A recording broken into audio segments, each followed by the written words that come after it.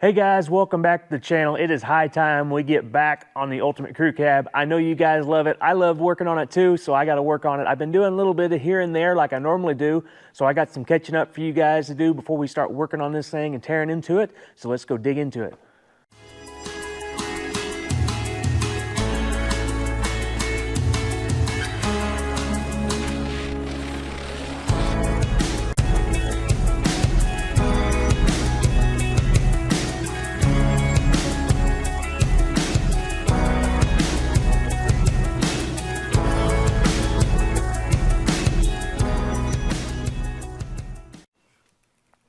Hey guys, like I said, I've been doing a little bit of work on this thing just here and there when I have some time, usually at the end of the day when I've kind of wrapped up everything with the trucks I've been doing that been paying the bills. The ones back here, the Diamond Blue Highboy, and we have the frame to the 67 Crew Cab that I've been working on.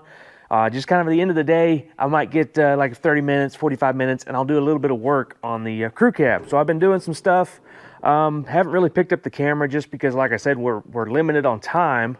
So just trying to knock out what I can as fast as I can. Last time you saw the truck, we did the lizard skin and got that all put on the floor.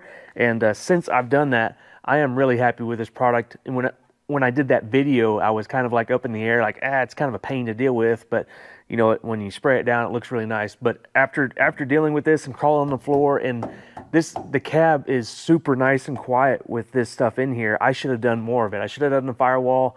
I probably should have done the roof and then put insulation on top of it on the roof. So I guess hindsight's 2020. I'll probably do a lot more of it on the 67 Crew Cab just because I was so happy with how this stuff has turned out.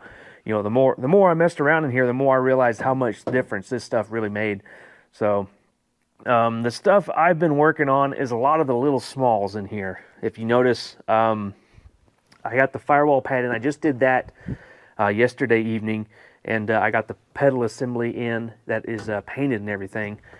Basically what I'm trying to do here is get everything ready to install the wiring harness. I have the American Autowire kit here. I had it, it's kind of just thrown together right here. I had it kind of strung out here, getting it all mocked up.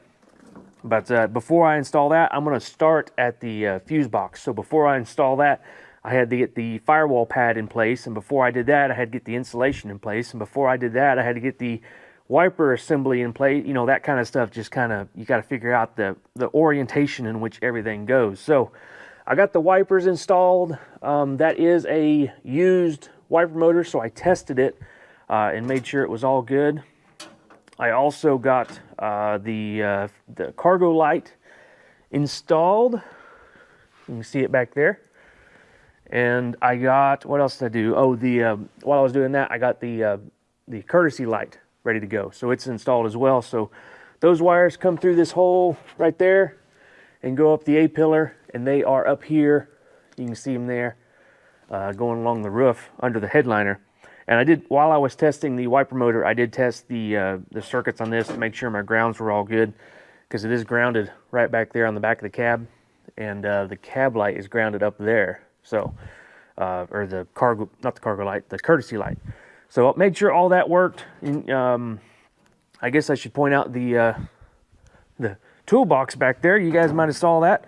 I got to mention this. It is not mounted. The top is not mounted here. It's just sitting on the brackets. These sandwich in the rear cab mounts, and then there's a hole.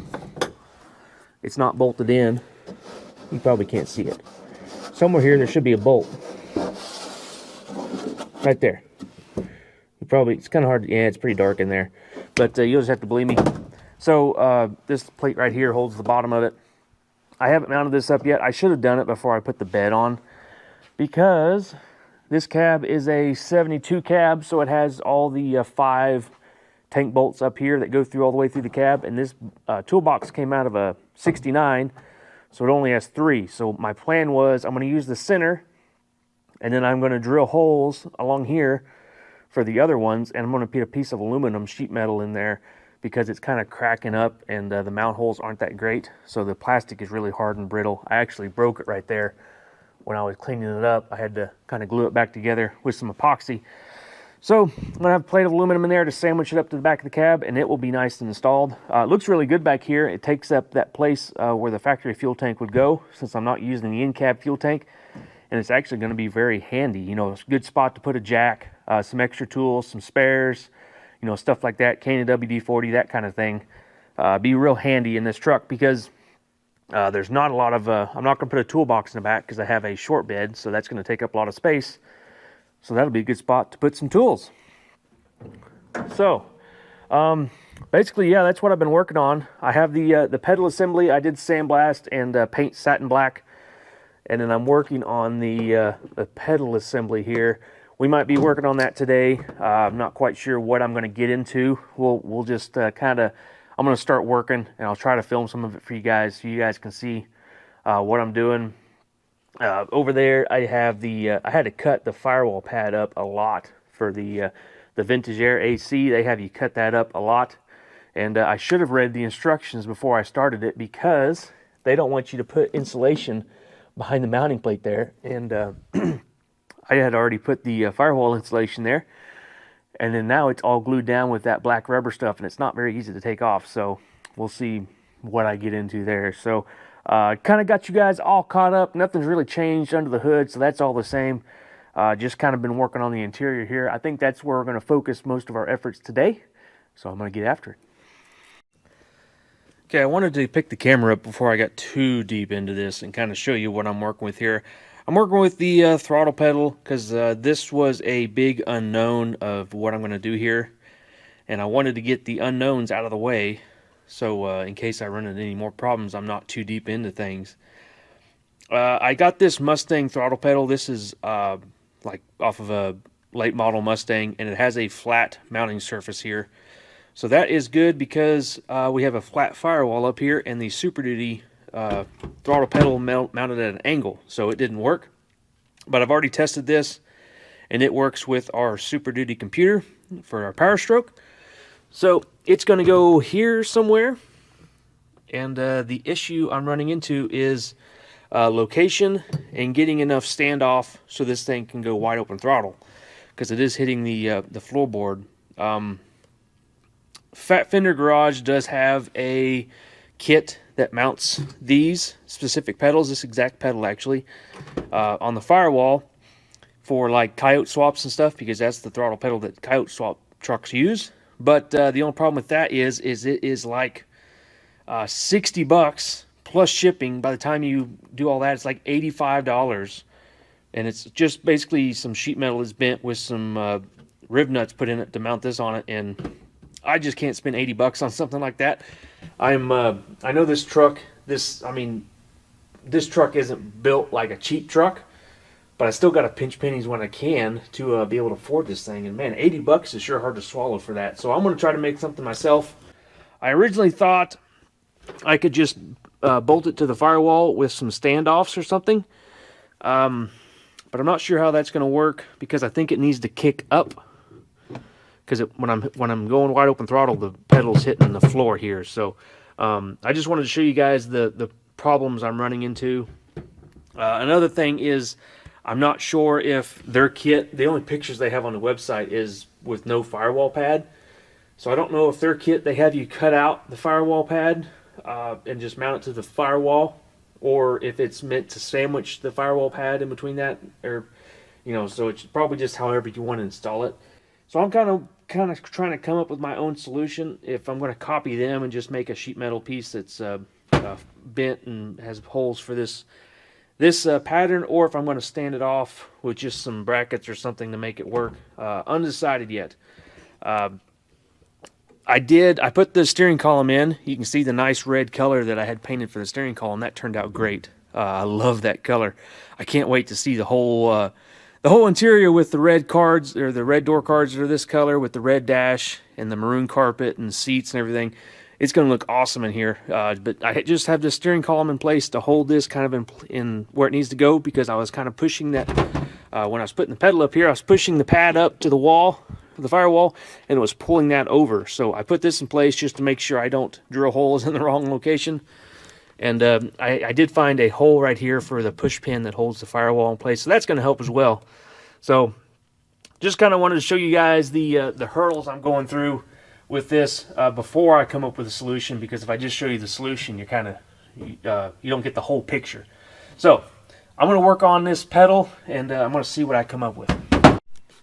All right, I think I have my solution figured out here. I made this thing. I have a bunch of this 1x1 aluminum stock, so I'm utilizing it here as kind of a spacer, because what I found was the pedal needs to be offset off of the firewall to work, because any way I could make it work where I could go full throttle, it was hitting the floor. You know, if I had it way up, I could do it, but then it was going to be way up here where it was not going to be very comfortable to drive the truck. So was real nervous about getting this set up, because the only way I can really test it is drilling a hole in the firewall and mounting at least one bolt hole, because I couldn't, you know, I don't really know of a good way to really mount this up without drilling a hole good enough to where you can sit on a seat and put your foot up there and try it. So I had a picture of a truck that sold on Bring a Trailer that had the Fat Fender garage mount, and I'll put a picture right here so you guys can see what it looked like. So I was kind of using that as a gauge of the location, and I made this thing, and it has, see this back of this pedal has these like bosses. So instead of having it just go flat across on those bosses there, I had it, because they're not the same. It's going to be hard to show you with one hand, but they're not on the same plane. You know, one's short, this one's short, and this one's longer. So I milled out holes in this thing. Don't worry about that oblong hole there. It's designed that way from the beginning, I promise you. So this goes in here. I was kidding, by the way. I screwed that up, and I had to elongate the hole to make this fit, and it still doesn't fit very good. There. Nope. There we go. Okay. So this sits in there like that, so it's flush against the back of the pedal, so it's nice when you sandwich it up. It's all nice and flat on there, and not just bridging across the two plastic boss things. And I have that down there as a spacer, because I do need a spacer on the bottom. I just don't have it figured up yet. But let me get the camera set up here, and I'll show you what it's kind of going to look like. Okay. Get this thing mounted up in here. I'm thinking it's going to be, let's see, let me get close, about right there. So, if you can see the pedal down here, can you see that? Kind of. It's good enough here where you can get your foot on your heel can be on the floorboard, and that's really important to be comfortable while you're driving. If you have to hover your leg is going to get really tired. So you have, your heel can touch the floor, and it can go full throttle right there. So there's full throttle, and it is getting really close to the floor mat here. And I'm going to be running carpet with the backing on it, so it's going to be pretty thick carpet. So when I make my spacer on the bottom side, I might space it up just a little bit, and that will give us just a little bit more clearance full all the way full throttle. And worst case scenario, you can probably have your tune changed so that the throttle map is 100% at like 90% throttle. So even if you're not going full 100% throttle, the computer will still sense it and fuel the engine as such. So now I get to drill holes in my nice new firewall, in my firewall pad. So hopefully I get the right spot at the right time, or the right spot in the right location on both, and we'll see how it turns out. All right, so I have the throttle pedal kind of mounted. I have 2 bolts in the top. I haven't done the bottom one yet, but it's mounted in there, and I have a bucket seat in here. So I have a seat mounted, so I could just make sure, I mean, I'm kind of too late to turn back now since I've drilled holes, but just to make sure that everything's good and everything feels comfortable, and I can go full throttle. So there's on the stop on the pedal, so that is good. And I like the relation to the brake pedal. So, you know, going gas and going the brake, obviously the brake, there's nothing hooked to the brake right now, but it'll be about right there probably. So nice transition there, and this feels good. My foot is nice and supported there with the heel, and then my the pad of my foot is on the big part of the pedal, basically, if that makes sense. And there's good resistance in this drive-by-wire pedal. So I think this is going to be really nice and comfortable, which is what I was going for with this. On my Ultimate Highboy truck, I had to mess with the throttle pedal a lot to get it to work right. I was just using a single rod going from the throttle pedal, the original throttle pedal, to the EFI throttle body, and getting the springs just right to get the amount of travel with the throttle pedal to get wide open throttle and enough resistance to make it not too light. I was getting a lot of touchy throttle problems, especially when I was going off-road. This drive-by-wire system is going to be a lot different than that because it kind of dulls it all down, the inputs. It's not as snappy and quick as a traditional, you're working the butterflies with the throttle pedal kind of a deal. So, really happy with that. I'm going to move on to other things now that I have that unknown of the throttle pedal sorted out. I'm going to start getting the wiring harness set up in here under the dash and get going on that. So once I get the wires and everything put out where they need to go, I can start installing all the hardware stuff like the AC unit here and stuff like that. So I'm going to get after it. Alright guys, working on the American Autowire harness here. I have it kind of laid out here. I have kind of went over everything a little bit and kind of figured out what everything does. I don't have it all down as well as I should yet. I probably should have really sat down and figured out where everything went before I start installing it, but I'm kind of ready to get this done, so I am moving forward with it. I'm going to start here at the fuse block and get this mounted up. They have a little diagram here of where to mount it, and they actually have you using one of the existing fuse block holes, which would be right here. And I think I'm going to move it up a little bit higher, because if you mount it there, that's going to be really visible under the dash there. And I have some room there, so I think I'm going to mount it up higher. I got to drill 2 holes, but I think I would much rather drill 2 holes than have it way down here where you see it. So I'm going to mount it up here a little bit higher and get that done. I got a transfer punch here. I'm going to get that up to where I need it and see if I can get some holes drilled in the insulation. I would really like to get a hole cut out of the insulation where this is mounted directly to the firewall, because there is some space here behind this, so it's not sandwiching the firewall pad, basically. So it has a little bit solider mounting position, I guess. And then we'll start routing all the wires. I have got the clips here off of the original firewall that this truck had and mounted them here on this I guess this would be the support for the steering column. So the main bulk of the wiring, about this right here, is going to go through this clip, as well as the Super Duty harness that has to go over to the BCN that I mounted under the dash way back, I don't know how long ago now, several episodes back when we got the engine running, and I kind of got the BCM mounted up in there. And that's what these extra holes here are for, all the power stroke wiring that has to go on in this truck. So I'll have to integrate all of that into this harness, as well as the ignition switch, because I'm not sure exactly what I'm going to do yet. I have to keep the power stroke key here because I've left the PAT system active, the passive anti-theft system, and that key has a chip in it, and there's a chip reader on the ignition switch on the power stroke ignition. But I don't think I'm going to mess with trying to mount that here, because it would be a big pain, because it's kind of big and bulky, and I know for a fact the PAT system will not work through this metal dash, and it has a big plastic ring that is pretty unsightly, because I have a buddy that did the 6-7 swap and left the bump side dash, and he tried to do that, and he has a 3D printed piece, I think, mounted on the outside here, and I'm just going to bypass all that.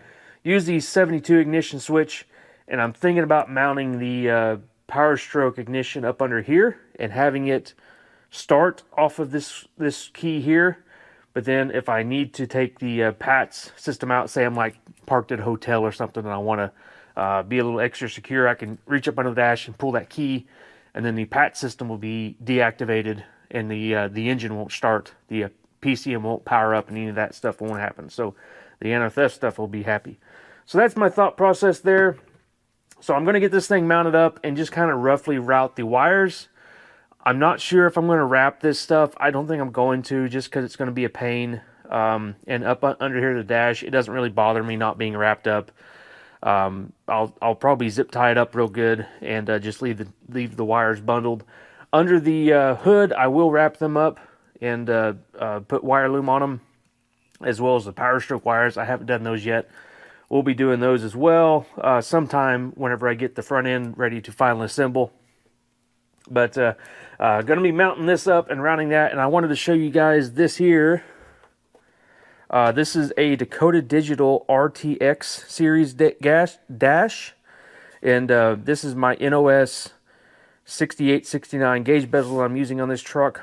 And I have this out here because well, I don't really have to do much with this, but there are modules that go with this that I have to mount under here, because I'm using the gauge itself uses a big module, and then I'm using a GPS speedometer, which has its own module, and I'm also using a CAN bus interface, so I can interface into the CAN bus system of the power stroke and pull parameters off of that, which has its own module. And I'm also doing keyless entry, which has its own module. So I'm going to have a lot of modules to mount under here, and I'm not sure where I'm going to do it because everything's getting pretty full. So that's going to be another head scratcher of where I'm going to start putting stuff. And I'm thinking I'm going to start mounting them on the upper end of the dash, because I'm going to have a dash pad up here. We can have some screws go through this and it'd be fine because the dash pad's foam. And I can mount them up here out of the way and wire them and get them down to the where everything needs to go, basically. So yeah, that part's going to be fun. I'm really going to earn my keep doing the wiring portion of this truck and integrating all the systems together, along with the Vintage Air AC box. So there's more stuff I have to integrate into this. So I'm going to get after it. Once I get something kind of squared away in this wiring harness, I might fill you guys in here and there. One thing that's really helped me with is the YouTube channel Auto Resto Mod and Manic Mechanic. They have a install series. I've been watching it here on my phone while I'm doing this, of this American Autowire system. If you guys don't watch that YouTube channel, it really helps. They have a I don't know what year, 72 F100, I think, something like that, 71 or 72. And he's done a lot of upgrades on that truck and made a lot of videos on it, and it's really helped me through the years, because I don't know everything. I have to look up a lot of stuff. You know, a lot of people always think that I know a lot of stuff, and they always ask me questions because they think I know everything. But really, behind the scenes, I'm Googling it and looking up the answer and then answering questions for people. So I don't know everything. I always rely a lot on my Googling skills to be able to answer this stuff. So that's one tip that I have for you guys, is to look up that YouTube channel. He has a lot of good stuff on there. He's helped me out a lot on these trucks. So I'm going to get after this wiring harness and see if we can get something kind of squared away to where it's not just laying out here on the floor and tucked up under the dash where it's supposed to be. So I'm going to get after it and quit talking.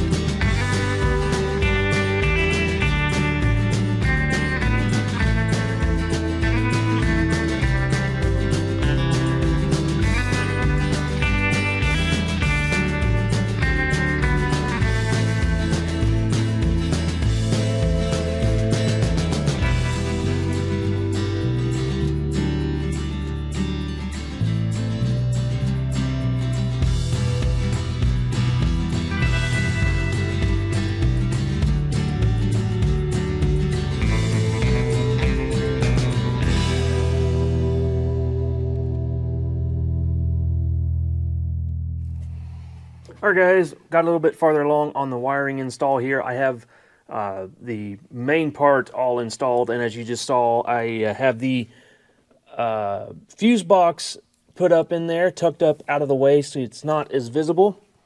That went pretty smooth. I was kind of worried about getting it. It's kind of hard because it's attached to the wiring harness to get it where you want it and hold it there, and not have to. I was worried about having to re-drill the holes, but it worked out good. So it's installed, and once that is installed, everything pretty much starts to fall into place. So I was kind of going through all the wiring harness and figuring out there's some stuff I don't need, but figuring out the stuff I do need.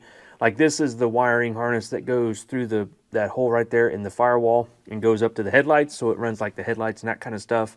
And the same thing over there, we have one of those that and also goes to the horn. But then we have the wiring harness like this one here that goes to the engine. If this thing had an original FE engine, so it would have like the ignition feed for the coil, and it'd have like oil pressure, all that kind of stuff that we're not going to be using because that's all handled with the power stroke system. So like that kind of stuff, I'm going to terminate the wires and get it out of the way. Although I do think we're going to be using the ignition feed off of that to power up the power stroke ignition and PAT system there. But we'll get to that at a later date. A lot of it's just getting all this stuff, kind of figure out where it needs to go. I only have it up here in this clip right here. I don't have the clips on the dash yet because they go on the dash pad mount, and I don't want to put the dash pad on until I get the windshield in, so that kind of stuff is on hold. But I thought since I am doing the under dash stuff, I need to get the power stroke systems in place as well. So here I have the BCM, and when I was getting all this stuff figured out, I had the BCM mounted up under the dash here, so we're going to install that, and I'm going to put the under dash harness from the power stroke in there so that can be integrated into the system, or the wiring harness, and kind of tied in the same spots. And my ports through the firewall, I'm going to put the wiring harness in there and seal those up. So that's kind of getting everything where it needs to go, so if we run into any problems, we can address it sooner rather than later. So I have that harness I was talking about back here. I was messing with the wires that I terminated that we're not using. I just sealed them up. Instead of pulling the pins out and just eliminating the wires completely, I decided just to leave them in there and seal up the ends of the wires, so that if it turns out I do need something that I've cut off and I need to reinstall the wiring, it'll be easier to find it and reinstall the wiring and all that kind of stuff. So I just left it there. Just a few wires on that harness. And then once I get that done, I'll wrap it in some vinyl tape. I've already done one of them, this right here. I've already done that one, but I just wanted to terminate those, or cap off those wires before I wrapped them up, so I'm waiting for that stuff to dry. And then we got to find a spot to put our DTC port and that kind of stuff. So I'm going to work on this stuff and get it installed, and hopefully the under dash will start to come together a little sooner and it's not as big of a mess. So I'm going to get after it. Alright guys, I've made a lot of progress on our wiring kit here. I wanted to give you an update on how it's going and all of that stuff. So it looks like a mess. I know it does, and this probably looks pretty intimidating, especially if you're not good with wiring. But once you get this kind of set in place and things start to fall in place, it's really less intimidating and it's easier to figure out. But there is a lot of extra stuff that you may or may not need, so that makes it look more complicated than it really is, when in reality you're not going to be using a lot of this stuff, or some of it, not a lot of it. So you just got to start picking away at it, and that's kind of what I did here. I have all the switches mounted, so I have my light switch, my wipers, my ignition switch. Cargo light was already hooked up. This isn't part of the American Autowire system. You have to add a wire.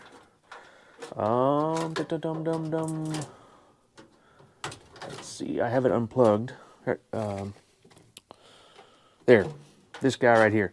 So this plugs into the back of the switch. This is the cargo light, and then you just have to add power. So this is power to your cargo light. So that's basically all that is. So there isn't an actual wiring harness for that in the American Autowire. But the emergency switch, I have that here. And, stuff like that I've started to hook up. Since we're on the emergency switch, it's kind of what I want to mention. that's kind of a downside to this harness that I'm not a big fan of. But because the different years of trucks have different locations for things like that emergency flasher on a 67 to 69 truck, it's over there in the glove box, and on the later trucks, it is on here on the dash because there's no choke. The truck's with an automatic choke. So instead of making a harness for all the different configurations your truck might have, the different years and all that stuff, they just made one, and they've made the wiring harness long enough to go to both locations.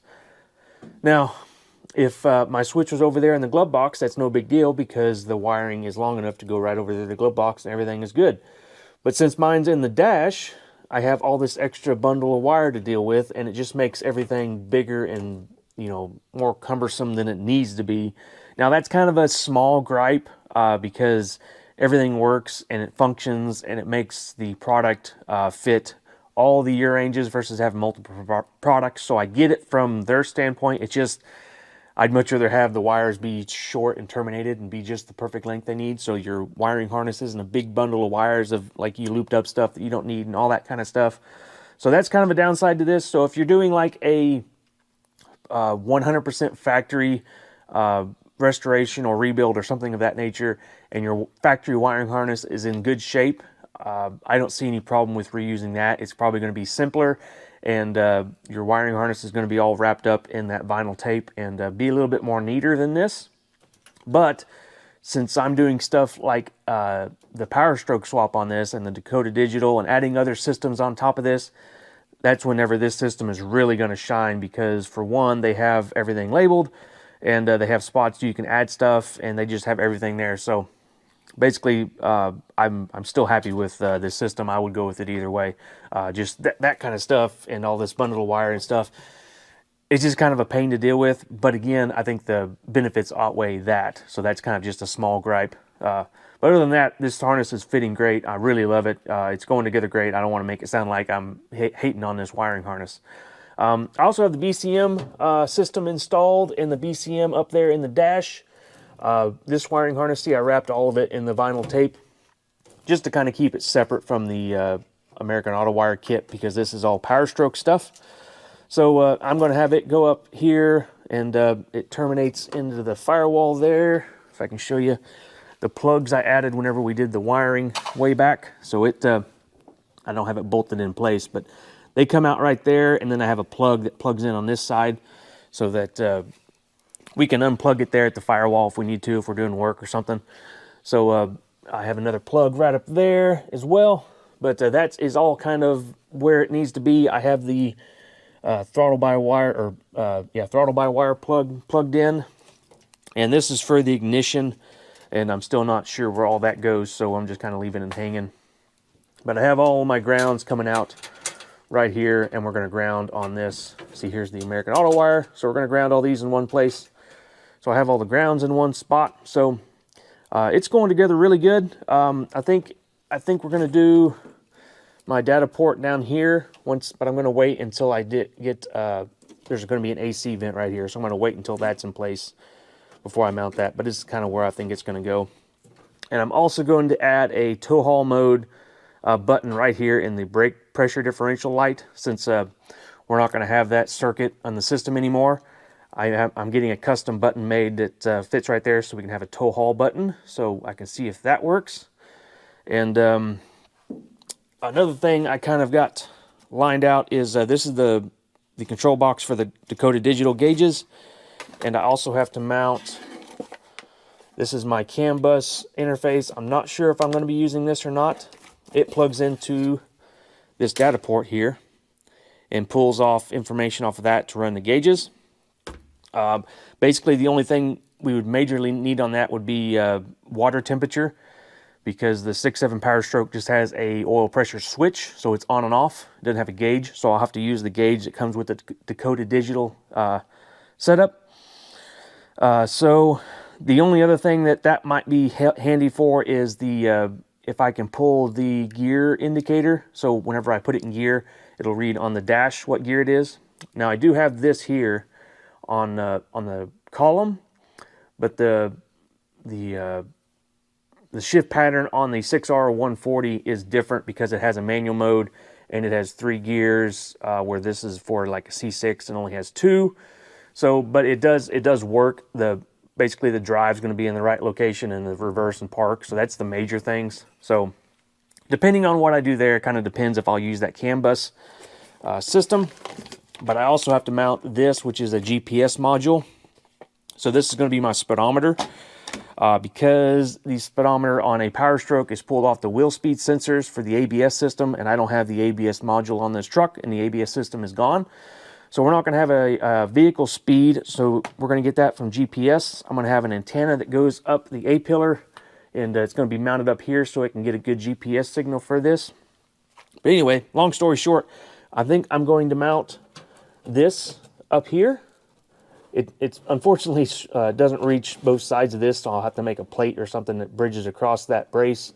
But I'm going to mount this up here and mount all of the wires that go to it into that. And the GPS module, I'm thinking about mounting it over there where it's out of the way, because it's getting pretty full in here.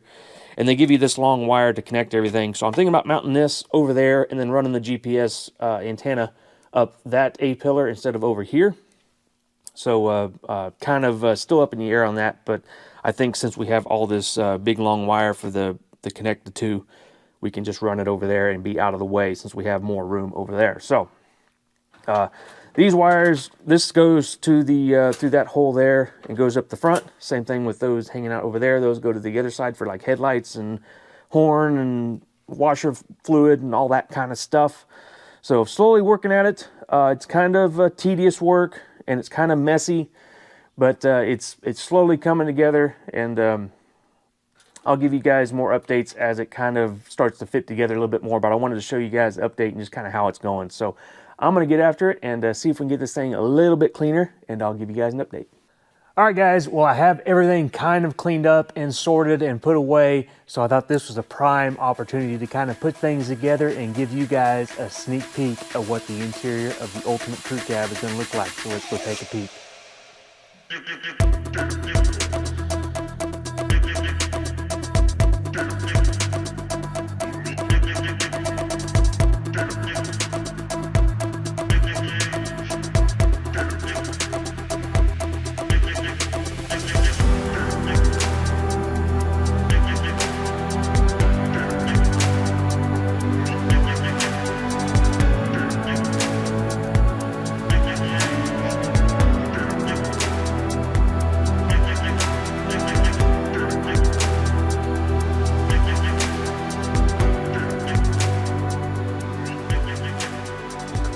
So yeah, guys, what do you think? I have the steering wheel. This is I don't think I've shown you guys this before. This is an original red Ford steering wheel that I picked up used. It's not an NOS piece, but it is very nice and almost perfect. There's a few little spots in it that are a little bit cracked, but it's like right there. You can't really see it. And a little bit of the red is starting to wear off up there, but it is a very, very nice piece, and I kind of like the originality of it versus a new shiny painted piece. And it matches the steering column we had painted, not exactly perfect, but very, very well. So really happy with that.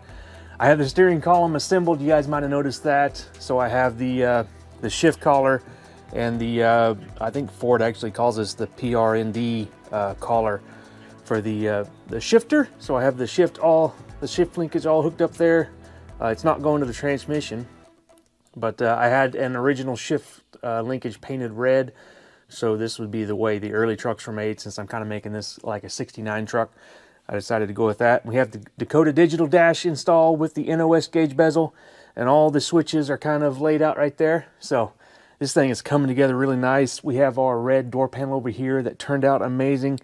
And yeah, just wanted to give you guys just kind of a sneak peek of what this thing's going to get, what it's going to look like when everything's put together, and to kind of hide all those wires that looked so menacing earlier, and really helps give me the look I was going for here. So hopefully that gets you guys excited about this project. I can't be happier with the way this is going together. I can't wait till we have the red dash pad with some carpet in it with our red seats. It's going to look awesome on the interior here. Give this thing some color, make it pop. But I think we're going to end this video off here. It's getting a little bit long. You guys will have to let me know if you guys like these videos I've been doing where it's kind of just what I've been working on, and once it gets to a certain length, I just kind of cut it off and ship it off to you guys and let you guys enjoy it, and then I'll start over on a new video when I start working on something else. You guys let me know, or would you much rather it be from something all the way from start to completion on something like the wiring? Would you much rather it be start to completion on the wiring, and you get to watch that all the way through, even though if it's not in chronological order or something of that nature? You know, let me know down in the comments what you guys think. I kind of like the way we're doing things now. It makes it easier on me, and I get content out to you guys sooner. So we're going to end this one off here. Thanks, guys, for watching.